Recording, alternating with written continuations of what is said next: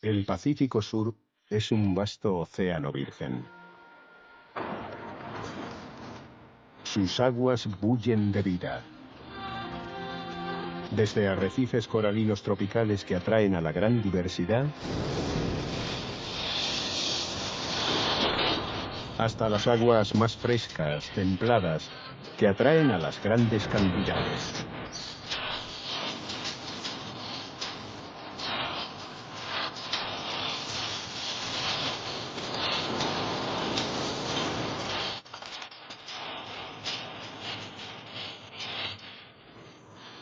¿Y cómo es que en medio de tanta riqueza, los mayores predadores del mundo pueden bregar por sobrevivir en este océano infinito?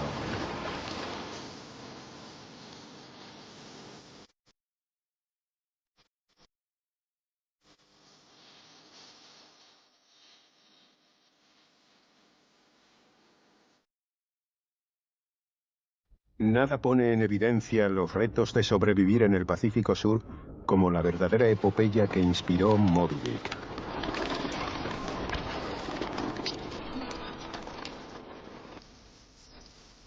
El 23 de febrero de 1821 fue hallado un bote salvavidas a la deriva en el Pacífico Oriental. En él yacían 2 balleneros estadounidenses apenas vivos. Su barco ballenero había sido hundido por un enorme cachalote.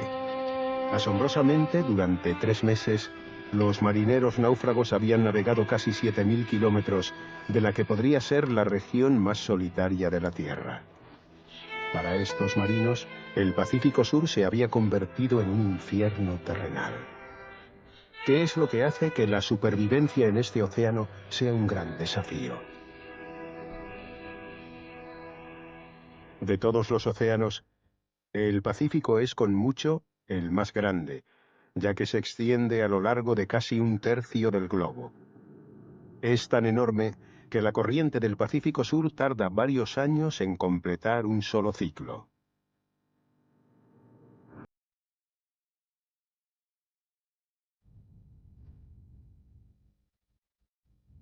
En un océano tan vasto, muchos animales deben recorrer largas distancias para sobrevivir. Y ninguno, tanto como el cachalote, uno de los mayores viajeros del planeta.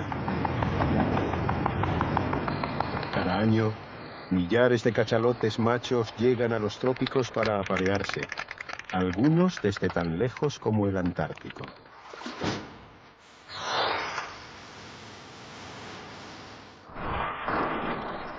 Al cabo de 15 años de ausencia, engordando en climas más fríos, ahora vuelven. Y son lo bastante grandes como para competir por una compañera. Estas aguas templadas ecuatoriales son un criadero ideal. Con tan solo una semana de vida, esta blanca cría ya pesa más de 1 tonelada. Pasará 6 años vigilada por su madre, relajándose en estas aguas tropicales donde las ballenas asesinas, sus únicos depredadores, apenas sí se encuentran. Pero era en esta pacífica región oceánica donde hace 200 años las ballenas se encontraban con los balleneros.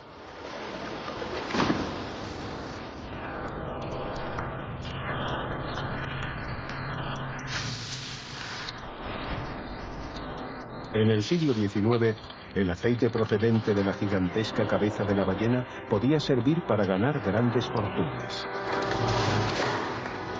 Los balleneros atacaban primero a los jóvenes, sabiendo que el resto del grupo pronto acudiría en su ayuda y se pondría al alcance de sus arpones.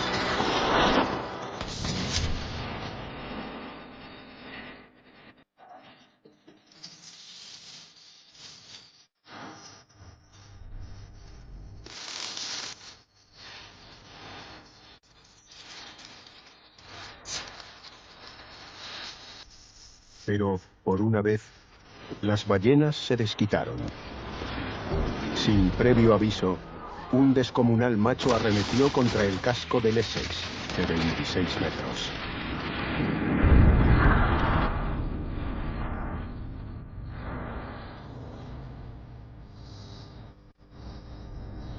Después de unos días, el barco destrozado se hundió en las profundidades.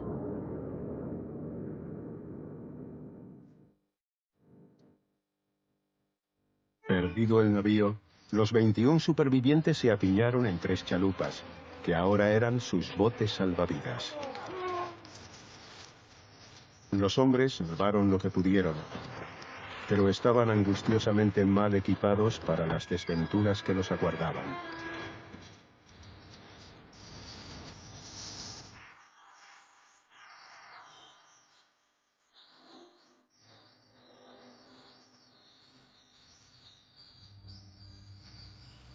Los supervivientes del Essex estaban en aguas prácticamente inexploradas, a 3.200 kilómetros al oeste de Sudamérica, en el Ecuador, casi tan lejos de tierra como es posible estar. Estaban a punto de comprobar el desafío que puede representar sobrevivir en el Pacífico Sur. Incapaces de tomar rumbo este a causa de los vientos dominantes, fueron arrastrados hacia el sur, el área del Pacífico entonces conocida como la región desolada.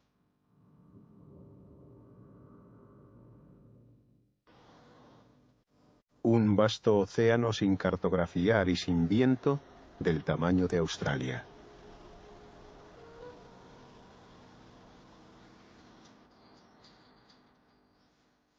Estas hermosas aguas azules son las más claras del mundo. Pero son un desierto acuático. Limpias y azules porque hay muy poco plancton, la clave de todas las cadenas alimentarias marinas. El plancton necesita nutrientes, pero la mayoría de ellos se encuentran confinados en lo más profundo, con el acceso a la superficie denegado por una capa de agua llamada termoclima, que se encuentra a unos 200 metros de profundidad. La escasa vida que existe en la superficie busca refugio, por muy superficial que sea. Con el tiempo surgen comunidades enteras en los despojos flotantes. Las larvas de percebes se asientan junto a un predador en miniatura. El pescador, o arlequín de los sargazos.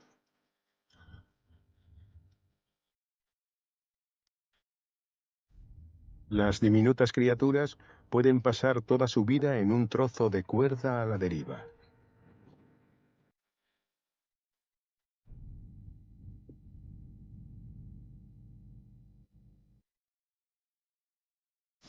Tres semanas después, los supervivientes del naufragio estaban en el corazón de la región desolada y profundamente desesperados.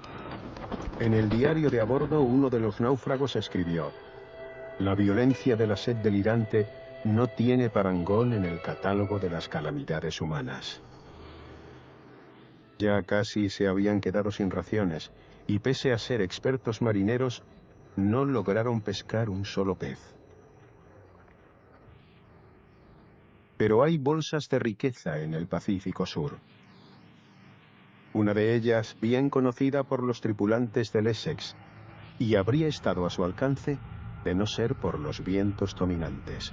A 1.200 kilómetros de las costas de Sudamérica se encuentran las Islas Galápagos.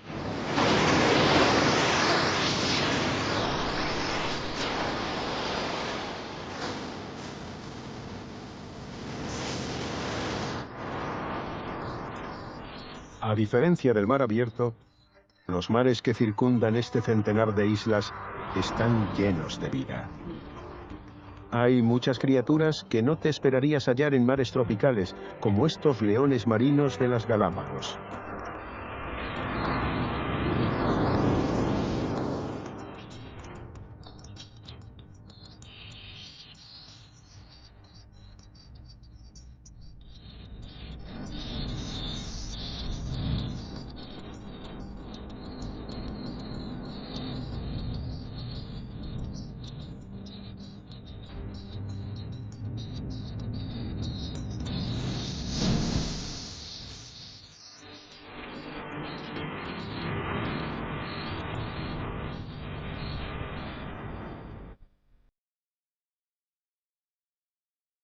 A pesar de encontrarse en el Ecuador, las aguas que rodean las Galápagos son enfriadas por corrientes procedentes del Antártico. Eso es lo que permite que las Galápagos alberguen al único pingüino tropical del mundo.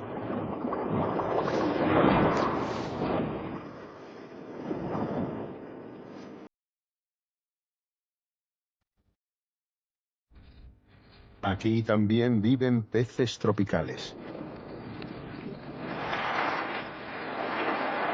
Gracias a los nutrientes arrastrados por la corriente fría, hay abundancia de vida. En contraste con alta mar, aquí el agua es rica en plancton, que brinda alimento a enormes bancos de peces, e incluso a las mantas gigantes.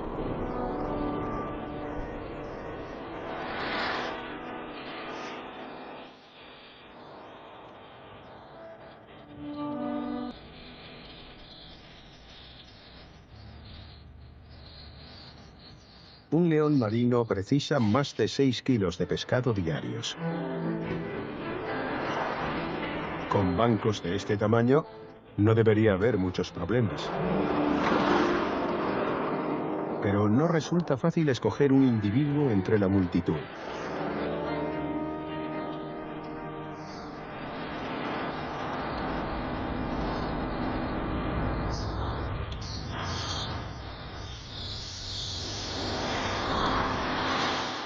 Los peces saben que es más seguro estar entre muchos, de modo que el truco del león marino consiste en dividir el banco en grupos más y más reducidos.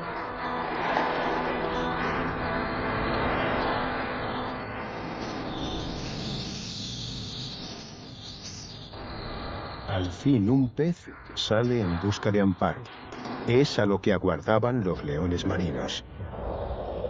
Las rocas del arrecife parecen ofrecer refugio, pero esto no es inconveniente para los leones marinos, que los hacen salir con burbujas.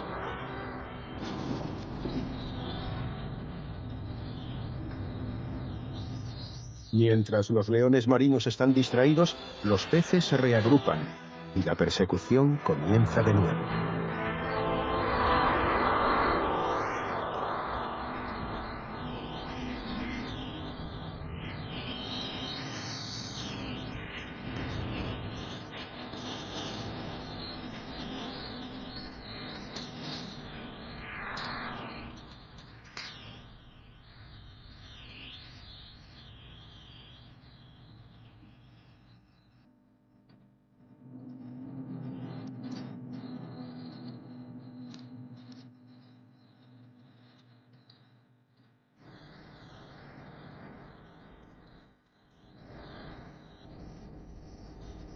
Las riquezas de las Galápagos eran algo con lo que los supervivientes del Essex solo podían soñar. Tras un mes de penurias y aún a la deriva en la región desolada, morían lentamente de hambre.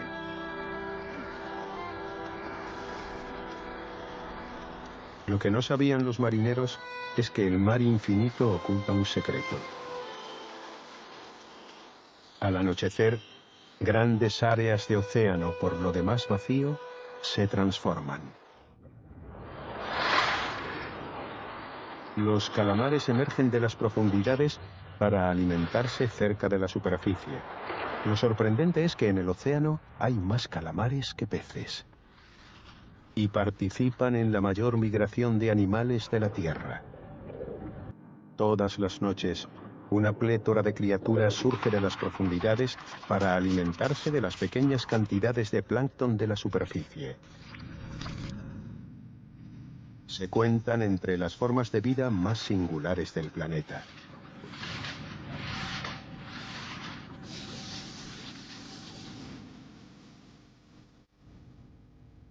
En este oscuro mundo, algunos son transparentes, quizá para camuflarse. Otros producen su propia luz para comunicarse o atraer a sus presas. Los hay que forman inexplicables alianzas. Esta joven cigarra de mar, Stylarides astori, podría estar usando la medusa como si fuera una boya. Algunos vagabundos del océano pueden ofrecer protección, como este pirosoma hace con la gamba. En el océano más profundo del mundo, con una media de 4 kilómetros, se descubren constantemente nuevas especies. Como este caballito de mar, jamás filmado hasta ahora. Al alba, estas poco conocidas criaturas se retiran a la seguridad del abismo.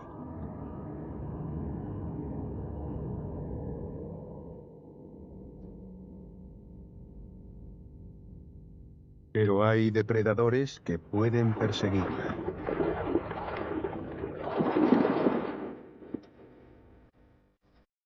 El calderón tropical o de aleta corta es un consumado nadador en aguas profundas.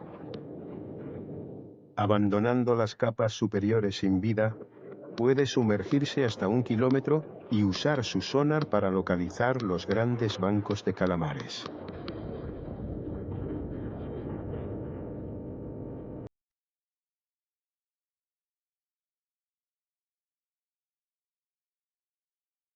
Pero ellos también son buscados.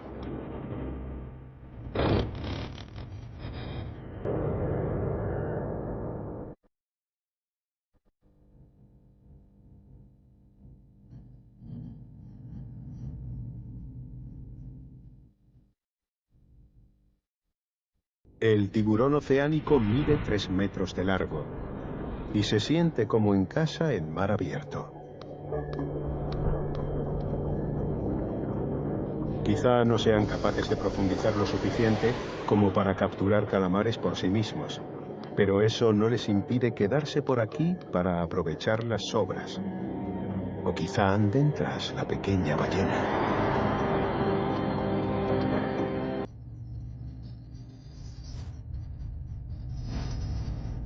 Sin embargo, esta está bien guardada por los machos.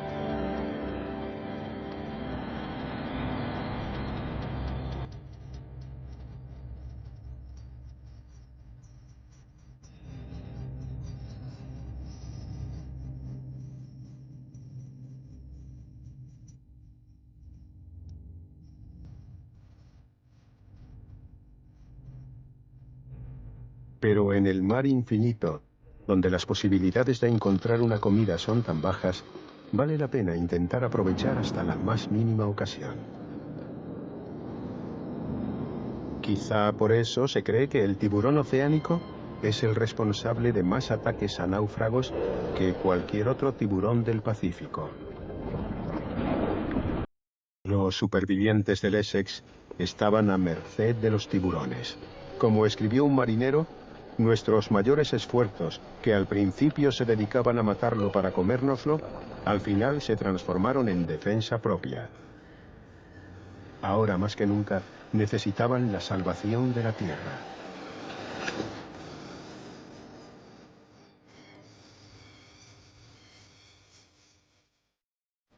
Las aves marinas debieron de ser un rayo de esperanza. Mientras que las aves tropicales pueden sobrevivir en el mar durante meses, otras, como el rabiorcado fajado, regresan a posarse cada noche, de modo que son un indicio seguro de tierra cercana. Guiadas por el sol, las estrellas y el campo magnético de la Tierra, las aves marinas vuelan sobre millares de kilómetros de océano sin hitos.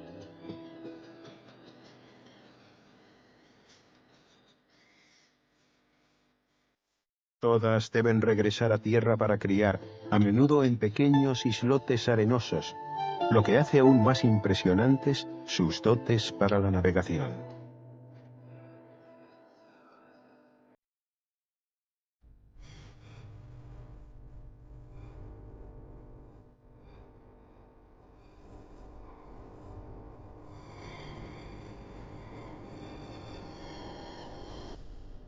Uno de los mayores peregrinos del océano, con sus 2 metros de envergadura, es el albatros de patas negras. A fin de hallar suficiente alimento para sus grandes pollos, este albatros de patas negras puede haber viajado la asombrosa distancia de 10.000 kilómetros por el océano en busca de los lugares donde abundan los calamares y los peces.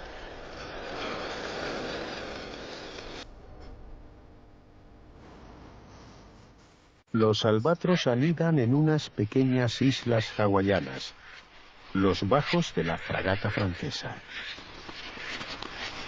Aunque esta isla solo tenga 1 kilómetro de longitud, sirve de base a unas 300.000 aves marinas.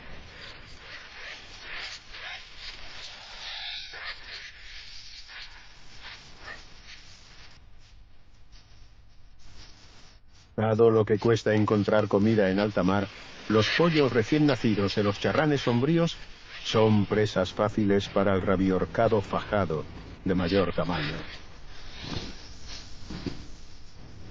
Durante horas vigilan los lugares de anidación, aguardando la oportunidad de atacar.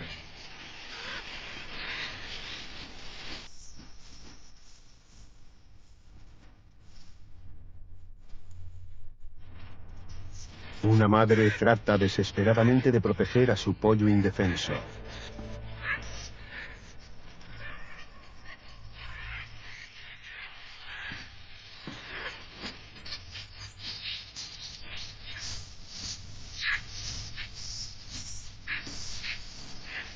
Pero un pollo sin vigilancia es angustiosamente vulnerable. Es lo que el rabiorcado fajado esperaba.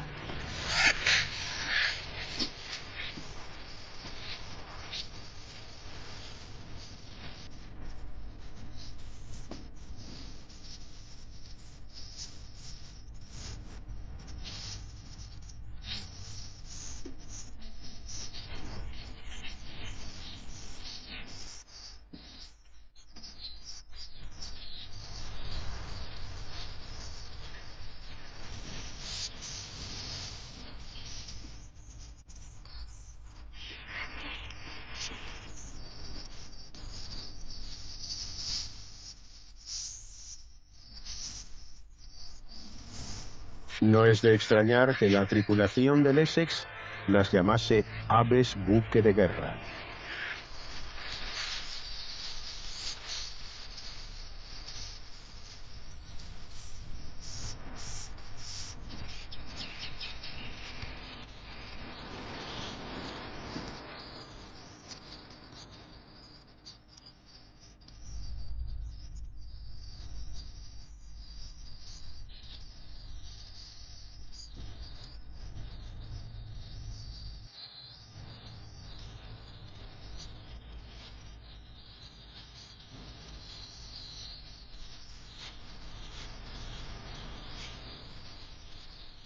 Durante 2 semanas, los rabiorcados fajados continúan con sus implacables ataques aéreos, hasta que al fin los pollos de los charranes sombríos alcanzan la edad precisa para escapar.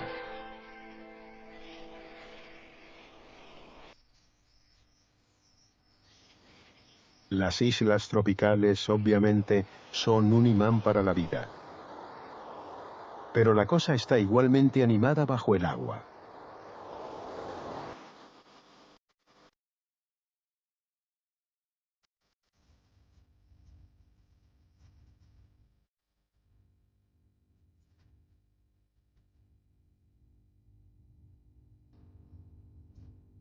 Las corrientes profundas colisionan con estas islas, haciendo ascender pequeñas pero vitales cantidades de nutrientes de las profundidades. A 50 metros de profundidad, los abanicos de mar se cuentan entre los primeros en beneficiarse.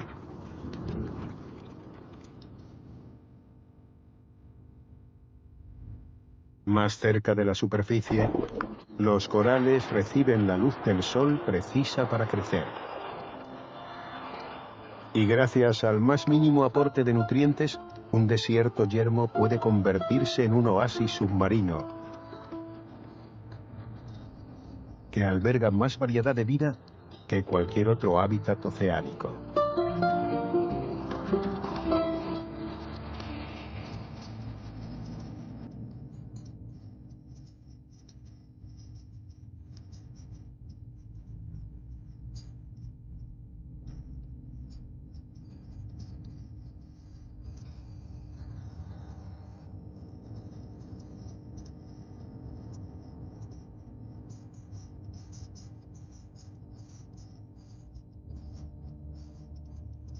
Estos arrecifes de coral atraen a las tortugas verdes, ofreciéndoles un servicio del que no disponen en alta mar. Una buena limpieza a cargo de un banco de cirujanos.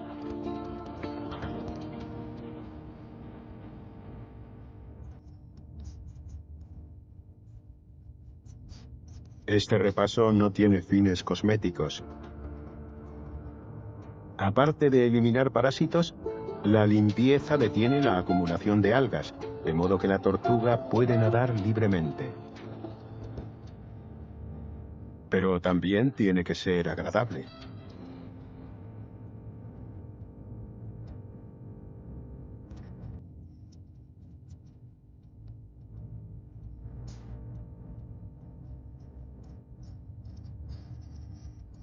Estas tortugas recorren 1.600 kilómetros de océanos infinitos para alcanzar estas pequeñas y remotas islas.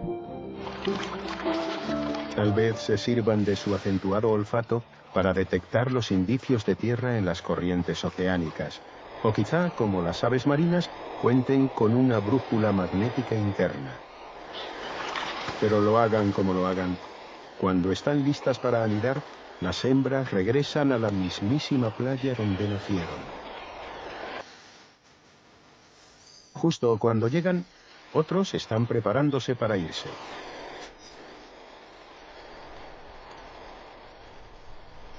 Estos pollos de albatros de patas negras de 7 meses han sido abandonados por sus padres hace poco y ahora, espoleados por el hambre, les llega el momento de echar a volar.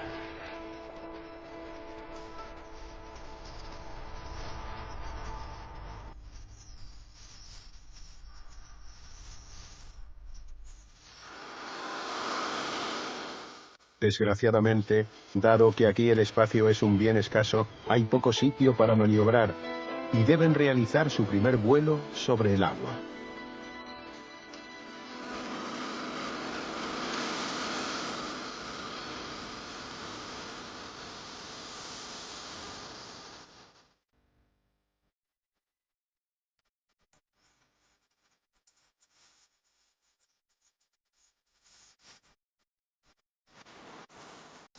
Pero este no es lugar para nadar.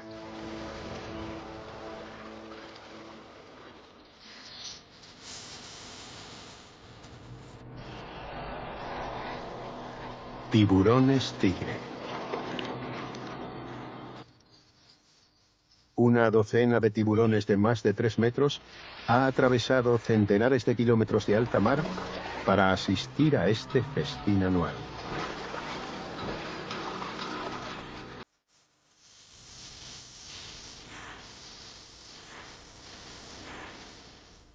Misteriosamente, estos temibles depredadores a menudo llegan el mismo día que los primeros pollos echan a volar.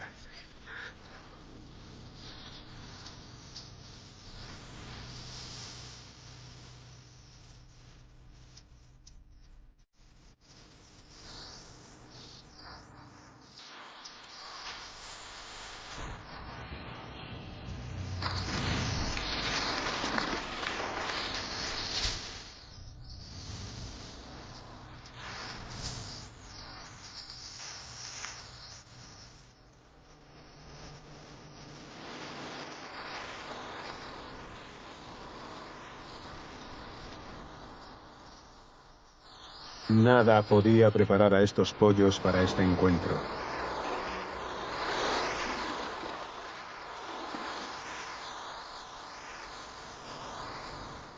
Sin embargo, aunque parecen presas fáciles, a los tiburones sin experiencia les cuesta trabajo hincarles el diente.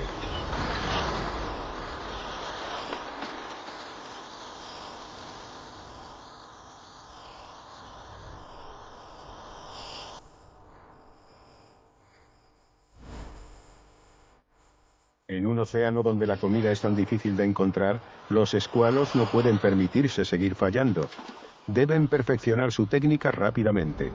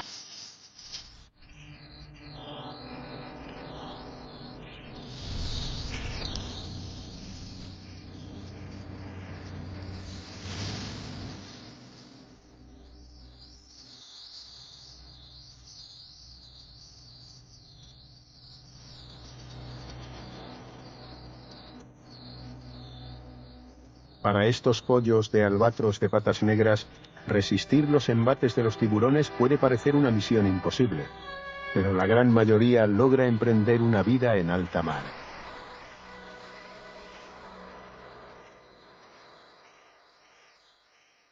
Los islotes eran igualmente vitales para los supervivientes del naufragio. No es que fueran fáciles de encontrar. Tan solo el 1% del Pacífico es tierra. El 20 de diciembre, los marineros arribaron a las islas Pitcairn, situadas a más de 3.000 kilómetros del lugar donde naufragaron. Las describieron como un paraíso ante nuestros ojos, y los marinos rápidamente se emplearon con la fauna de la isla. Pero los buenos tiempos no durarían mucho. Al cabo de una semana se habían comido todas las aves marinas. Dejando a 3 miembros del grupo en la isla, ahora empobrecida, los otros decidieron volver a arriesgarse en el mar.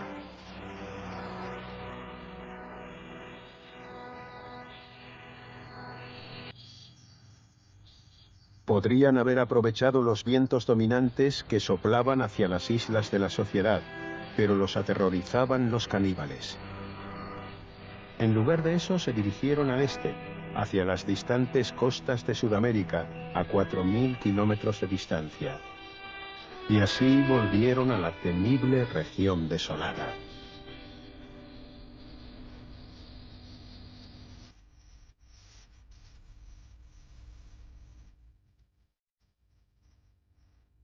Los cachalotes machos también realizan épicos viajes por el Pacífico.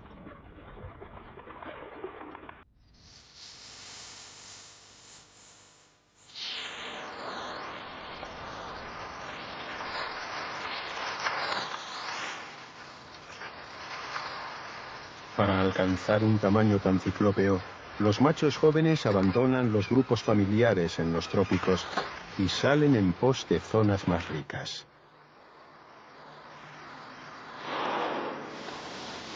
Así que se dirigen a los mares templados de latitudes más altas. Cruzando miles de kilómetros de océano, muchos viajan a una de las mayores despensas del Pacífico Sur, Nueva Zelanda.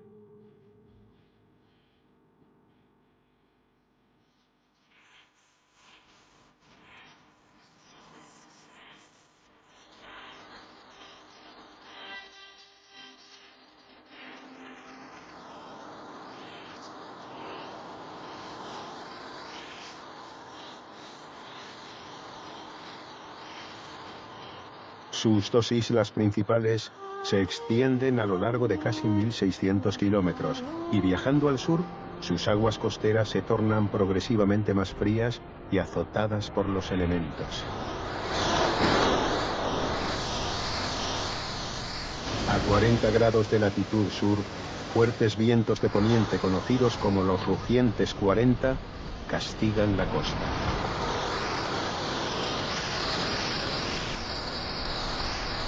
No obstante, este mal tiempo produce la abundancia de vida que se halla en estas frías aguas. La agitación de las tormentas y las corrientes que colisionan liberan la gran reserva de nutrientes de las profundidades y las envían a la superficie.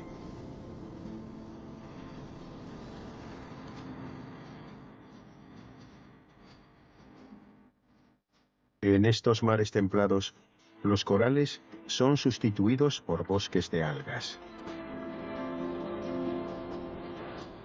En verano, el kelp gigante puede crecer la asombrosa longitud de medio metro diario.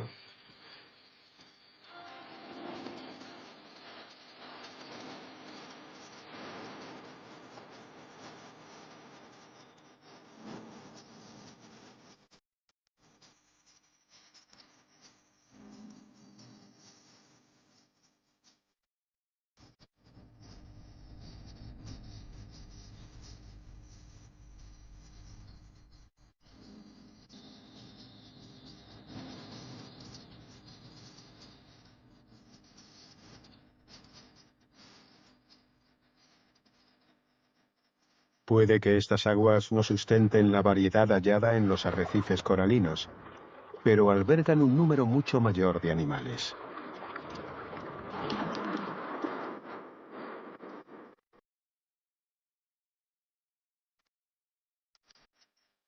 Y muchos peces significa muchos comedores de peces.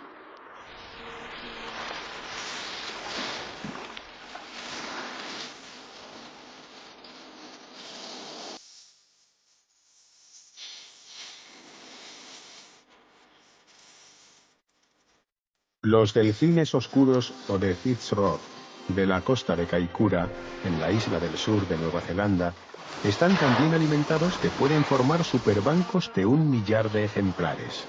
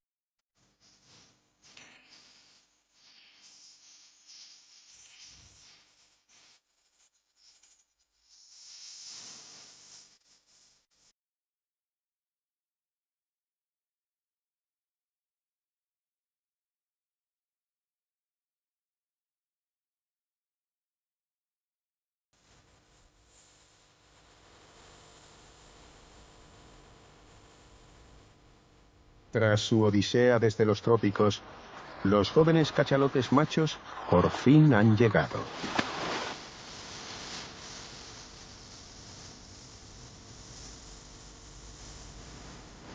Los cachalotes alcanzan mayor profundidad que ninguna otra ballena.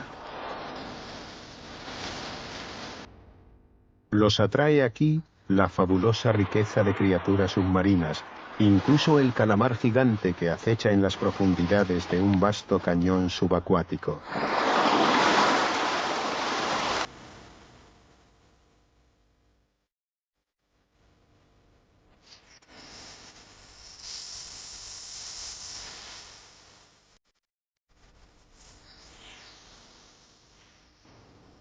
Para sumergirse tanto y permanecer allí durante más de 1 hora, los cachalotes deben pasar unos 10 minutos llenando los pulmones y la sangre de oxígeno, lo que suscita el interés de un oso marino australiano o foca de Nueva Zelanda que pasa.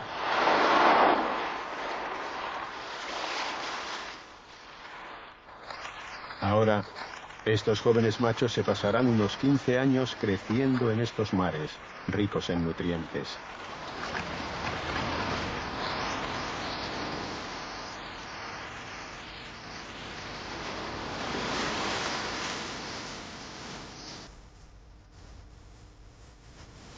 Solo cuando se conviertan en gigantes de 30 toneladas, los mayores predadores de la Tierra regresarán finalmente a los trópicos para competir por una pareja.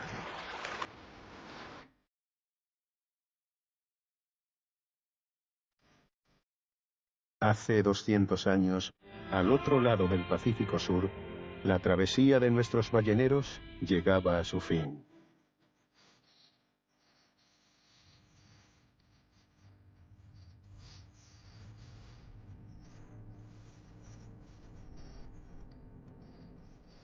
...94 días después de que la nave fuera echada a pique por un cachalote, una de las chalupas fue divisada al fin a 650 kilómetros de la costa chilena.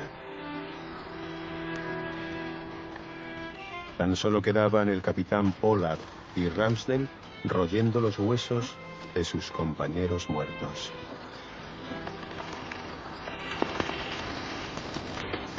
17 días antes, en sus peores momentos, lo echaron a suertes. ejecutaron a quienes perdieron y se los comieron.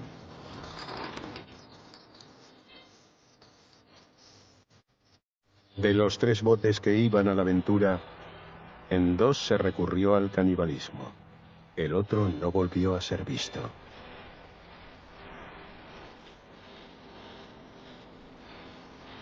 Navegar y sobrevivir en este vasto y remoto desierto había resultado ser casi imposible para estos experimentados marinos.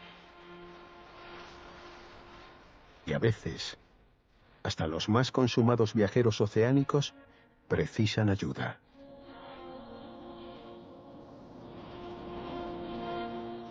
Los puertos naturales pueden servir de refugio a los marinos, pero para las ballenas migratorias pueden ser trampas mortales.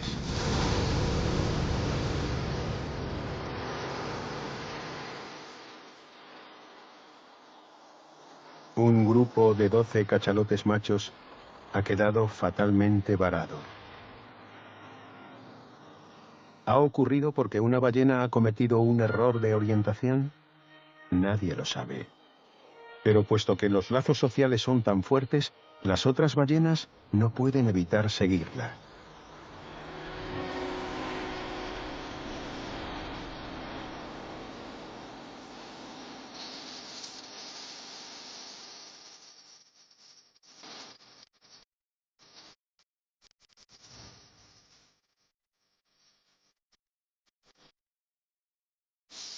Uno de los cetáceos aún vive, pero sin agua suficiente para sustentar su increíble masa corporal, sus órganos internos acabarán destrozados.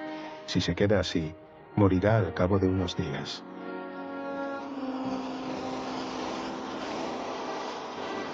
Afortunadamente, nuestra actitud hacia los cachalotes ha pasado de la explotación a la conservación. Así que un equipo de rescate trata de desalojarlo, provocando olas con la proa de su lancha.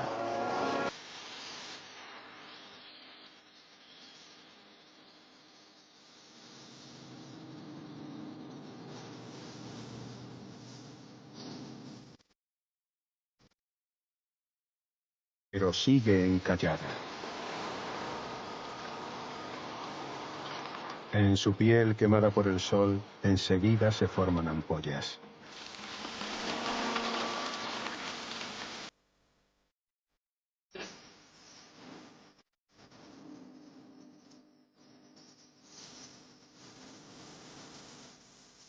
No queda más remedio que usar redes.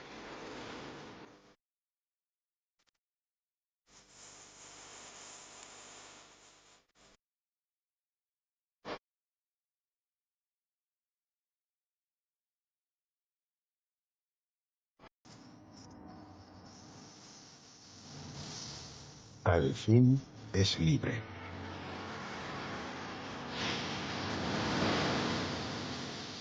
Muy debilitada, se ha dirigido hacia la entrada del puerto. Pero aún no han acabado sus problemas. Antes debe vérselas con los cabos rocosos de la bahía.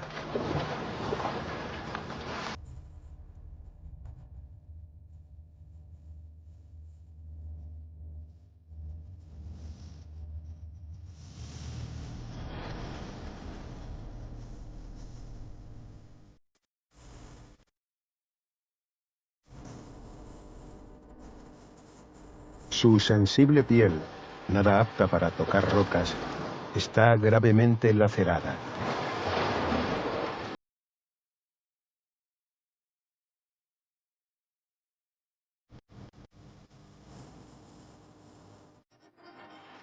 Consigue pasar y regresar a la seguridad del océano infinito.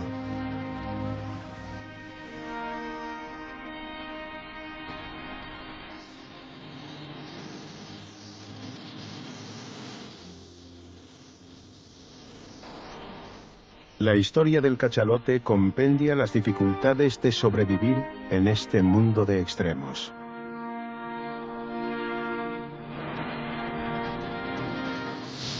Medran gracias a su gran resistencia y a un diseño extraordinario. Pero a veces, Hasta las ballenas sufren para afrontar los retos de este vasto océano.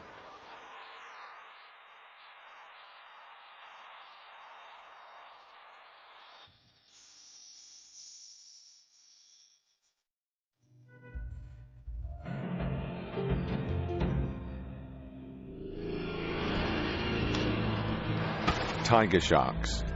They're one of the Pacific's most formidable predators. The goal was to film them hunting from above and below the water.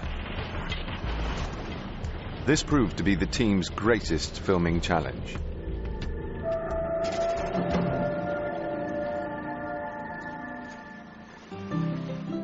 To film this behavior, the team sailed 800 miles to one of the remotest islands in the Hawaiian chain, French Frigate Shoals. On this route, the ship just passed Lot Cruz.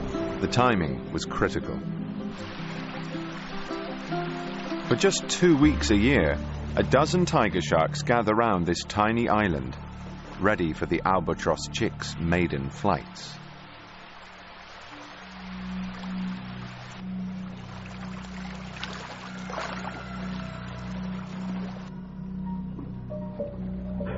So as not to disturb the bird colony, a scaffold tower was erected offshore in the middle of the shark-infested lagoon. This small filming platform was going to be the topside crew's base for the next 10 days. A daunting prospect for landlubber cameraman John Aitchison. It's pretty scary being out here when they're really close. Sometimes the platform wobbles when the waves hit the back of it, and I do wonder about what would happen if I fell in. From this vantage point, producer Mark Brownlow was able to spot the sharks and direct the dive team to the action.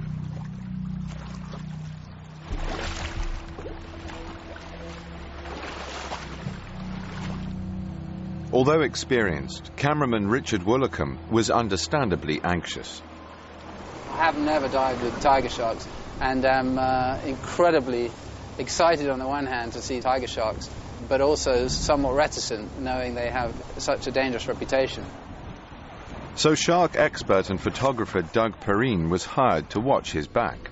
And then in one hand I'll have an aluminum camera housing, and in another hand I'll have this high-tech shark belly. And then it's just a matter of giving them a little poke to let them know that you're alive and capable of defending yourself. The moment of truth had arrived. Bird on the water, 80 yards to the right. It was time to swim with tiger sharks.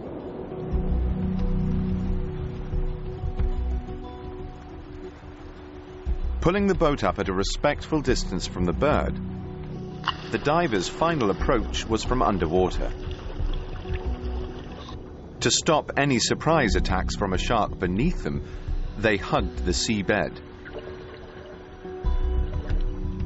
But the bird was long gone. They waited back to back for a tiger shark to show. None did. But as they surfaced, a shark appeared. Right behind you, shark, right behind you. It's a pretty intimidating sight to see a shark that big and that fat. It's huge girth, absolutely incredible girth. Standing on his platform, John was perfectly placed to cover the action.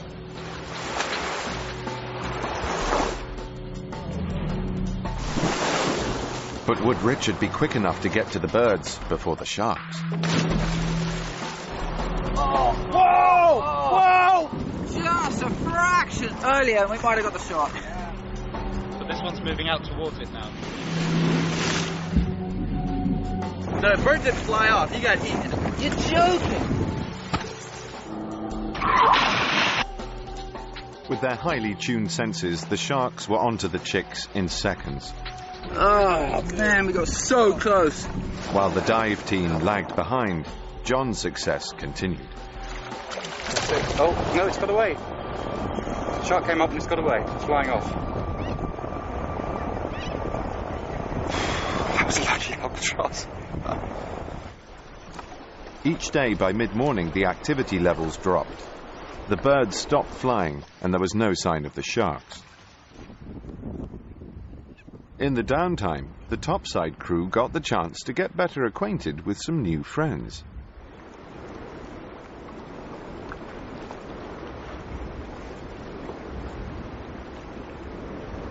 I just think it's such an honour when birds treat you as a perch. I'm quite glad it's not an albatross. The following day, it began to blow. Strong wind's really helping. It's just giving them enough lift to take off and to carry on flying. It's going back in. While unseasonal winds were good news for the birds, they made Richard's task much tougher. We're just taking off too much at the moment. This wind is too strong. It's not allowing us the time to get to the birds or the sharks to get to them. After the wind came the rain. More bad news for the crew. But not for the chicks, who seemed invigorated by the downpour.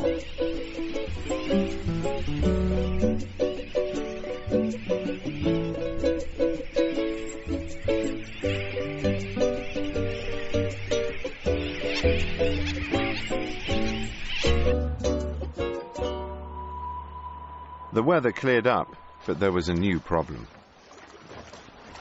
A big tiger shark came in. From your perspective, I think you could see it more clearly than I. It was so poor visibility down there that I could just make it out, but I could see it was a pretty big one. Visibility's gone down to about 5 feet, and that's just not safe enough to dive with these big tiger sharks, so we're going to have to call off the dive team. Very disappointing.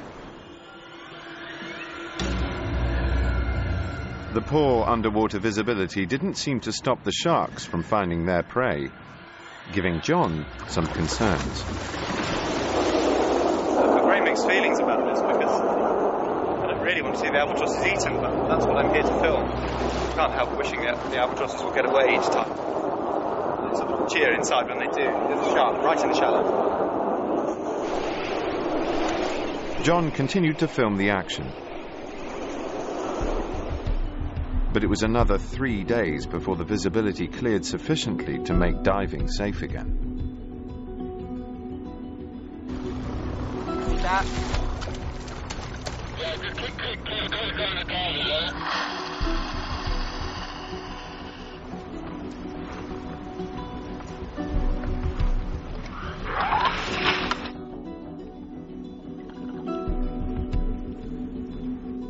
After days of practice, Richard was finally getting to the birds ahead of the sharks. Yet still no success. What did he say? Oh, the albatross gave us a runaround for a while. And then he finally decided he had enough of us and flew away. But why didn't the sharks take the bird? Were they now avoiding the divers? Whatever senses they're using, they've shown us that they want to stay away from us. Over the next 2 days, Doug's theory was confirmed, and Richard realized he had little to fear. The sharks are not interested in us. They're only interested in a slightly oilier substance in the form of a nice, fat, juicy albatross.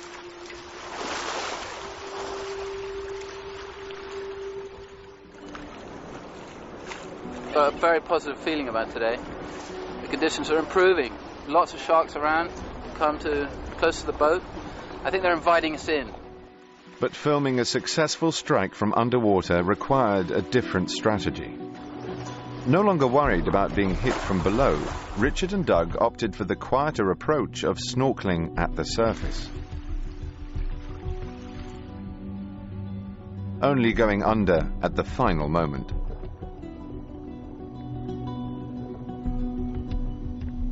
Would this new technique work? From the surface, the signs were good. Whoa! And John was once again following the action from his platform.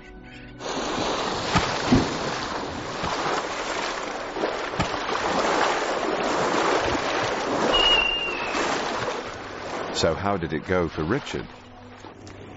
Unbelievable. That happened in a second. Yeah, it was out of nowhere. My first hint that something was happening when I saw a bunch of bubbles around the bird. Then I could kind of see the shape of the shark. That is the most astonishing thing I've ever seen. But there was more to this story.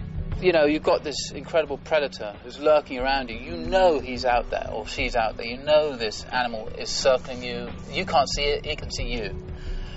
And so you can't help now and again to just look away for a second. And in that split second on this occasion that I looked away, the shark hit. The power of the animal as it took the albatross was, on the one hand, terrifying, but on the other hand, completely transfixing. I think that shot's going to haunt me for the rest of my life. Richard may only have filmed half a strike, but in the end, given the nervousness of the sharks, he was lucky to get even that.